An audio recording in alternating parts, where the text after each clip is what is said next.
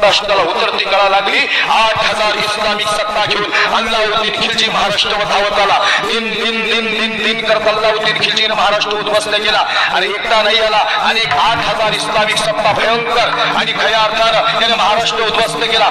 दिवसा ढवळ्या आया बहिणींची इज्जत तुटली, घरासमोरचं तुळशी वृंदावन उद्ध्वस्त झालं, मंदिरातले देव खाबारे मोकळे झाले आणि कोण रोखणार हे वादळ आणि भगवा झेंडा खाली उतरवला गेला। महाराष्ट्राचा अपमान झाला, दिवसा ढवळ्या किंचळण्याचा आवाज आला आणि कोण रोखणार हे वादळ? दादा, आता हे वादळ रोखायला एका वादळाची गरज होती आणि मग कोणीतरी जन्माला यावं याच्यासाठी कोणीतरी हाक मारण्याची गरज होती आणि मग किमान 300 वर्ष महाराष्ट्राला वाट पाहावी लागली आणि 300 वर्षांच्या प्रतीक्षेनंतर पैठणचे सुप्रसिद्ध साधू शांती ब्रह्म एकनाथ महाराजांनी पैठणमध्ये भारुडाच्या आणि कीर्तनाच्या माध्यमातून आवाज दिला। हे वय काय चाललंय महाराष्ट्रात? दिवसा ढवळ्या महाराष्ट्र उद्ध्वस्त झालाय, आया बहिणींची इज्जत तुटत गेली, खऱ्या अर्थानं महाराष्ट्र संपलेला आहे, तुळशी वृंदावन नष्ट झालंय।